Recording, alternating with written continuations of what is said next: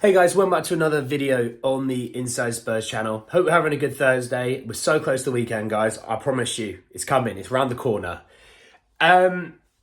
Today, obviously, as much as we as fans love really great news, transfer news, reacting to wins, and all the positive things that football can bring you, football can bring you a lot of negative things.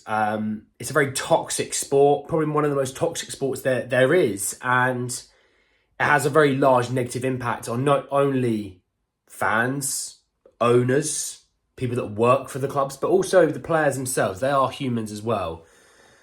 And so today, this video isn't about transfer news. It's not about contracts. It's not about Spurs itself. It's actually about Dele Alli. So if you are expecting transfer news, I'm sorry to say there's going to be absolutely zero transfer news in this video, okay?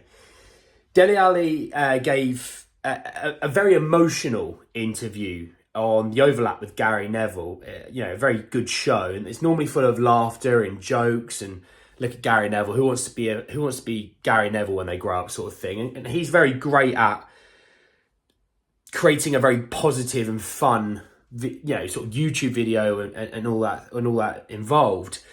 But he had a very serious one. He even said, I don't know how I'm going to respond to some of the things he's going to say.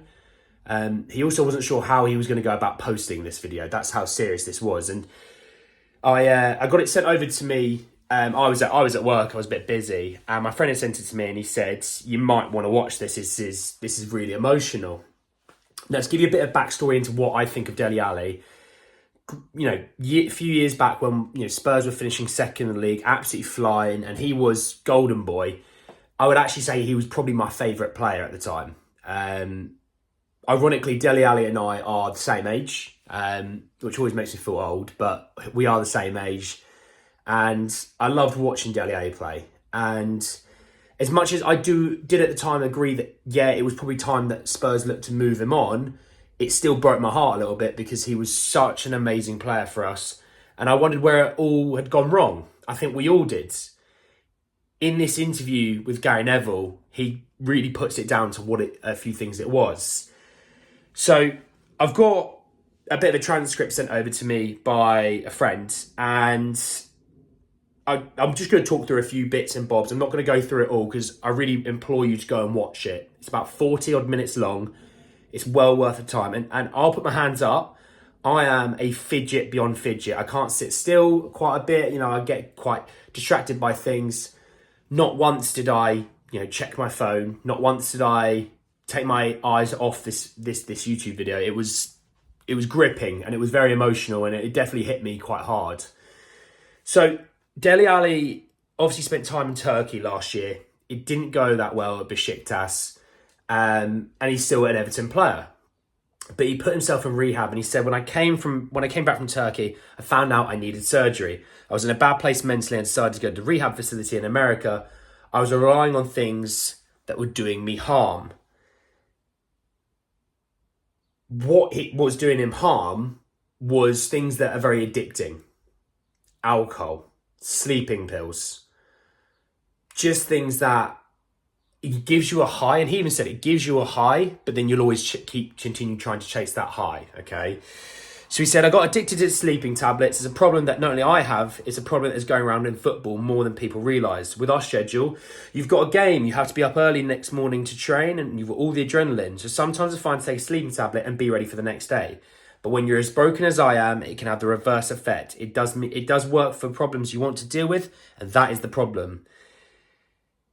He went through a lot growing up, and it's one of those things that I think if you come across something as harsh as sleeping pills are, or alcohol is, basically drugs, your mindset from growing up, all that negative sort of situations that you've been in can latch on to quite negative things, potential negative things. And it definitely did with Dele.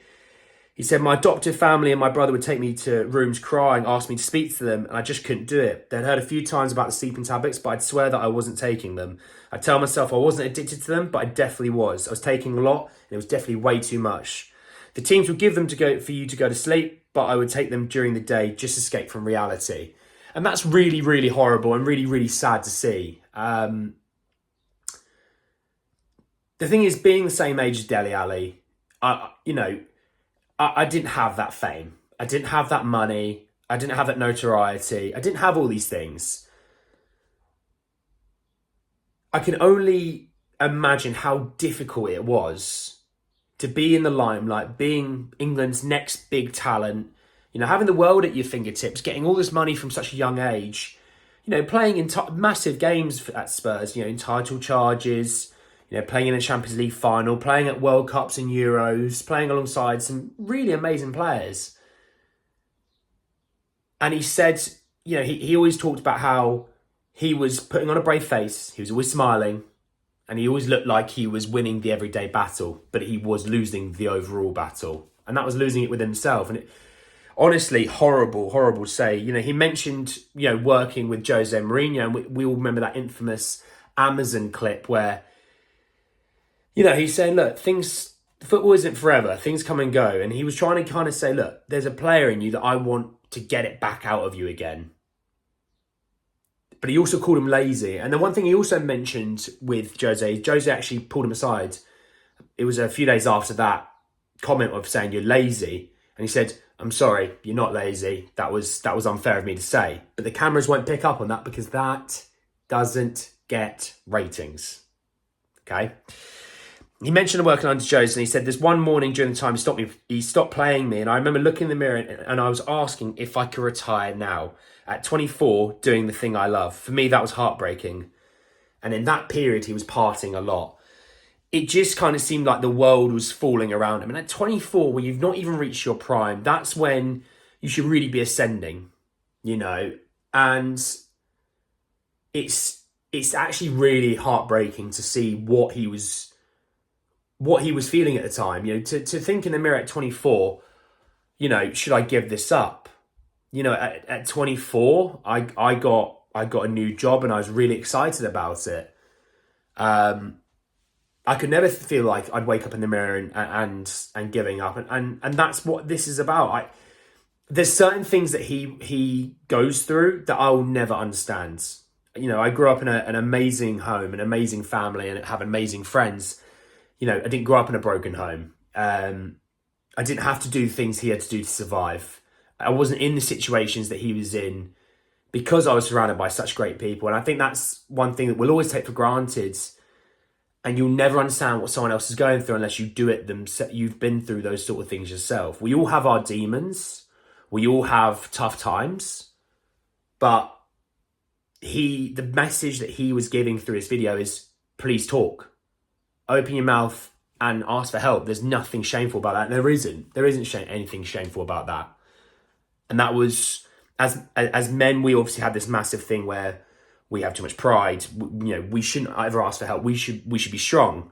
And I've been guilty of that myself. But it's so amazing of someone who, yes, he may not have had the most amazing football career in the last sort of few years. He's still an influential name in English football. To come out and say these things, it's definitely going to help the wider population. And forget football. Football is a game. If you think football's bigger than life, you're lying to yourself. And it's a shame that you have said that. Life is way more important. Football will be here after you go. You should look after yourself. Football will always be there. You can go to the park and kick a football about. Even when football's not on, you can go to the park and kick a football about. It will always be there. You won't. So look after number one, and number one mostly.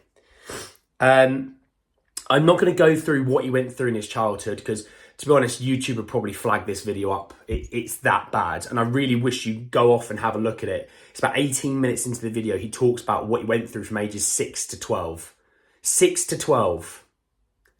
Hadn't even hit puberty. And he was going through some of the most horrific things you could imagine. So please go and watch it and understand him. And understand him as a person a bit more. And before anyone comes to this video to slag him off and what have you, go watch the video, and then if you still feel like slagging him off, fine. That's on you. For me, I can dislike a footballer for his footballing abilities. I can think of a player not being good enough or having a bad game. I will not sit there and slag off a characteristic or a person, because at the end of the day, they're a person. For me, I've always come up with this attitude of, it doesn't matter who you are, it doesn't matter what you've done, you at the end of the day are flesh, bones, blood, organs, all those things. You are the same as me. I'm the same as Mike up the road. I'm the same as celebrities. I'm the same as Dele Alli. Dele Alli is the same as all of us. Treat him how the way you'd want to be treated is the way I want to go about that, okay? What he has said, though, he's really looking forward to the next steps of his time at Everton. And do you know what? I hope he absolutely smashes it out of the park at Everton. I'm a big Sean Dyche fan. I like Sean Dyche. I actually have a bit of a soft spot for Everton. I don't know. I always have. You know, they've been through some pretty terrible times themselves as a club. And it's so nice to hopefully see maybe a trajectory where they come back up. And he said, I'm just looking forward. The journey from here is exciting. I really mean it when I say it. I'm hoping this talking will help people. It will help me. His next steps in football, and he's talking to Sean Dyche, he said, if I come back and ever decide it's not the best place for me to be, I won't have any hard feelings about that. Myself and the manager have had some good conversations. I have to say a big thanks to him. For someone that doesn't really know me, and for this to be thrown on him and be so understanding, he was supportive. Right now it's about getting back on the pitch and showing him what I can do. The talks were more about what I've done with the rehab and how I'm feeling. I just need to get back fit, which isn't too far away, and get playing and enjoying football. I'm ready for a big season. There is more to go through there, and he does mention, you know, people like Ben Davies, Sonny, Eric Dyer, Harry Kane, all reaching out to him, all, you know, trying to look after him when, this is after Poch had gone, and Poch was like a father figure to him at the club. After, you know, he had gone, they sort of became his supporting network.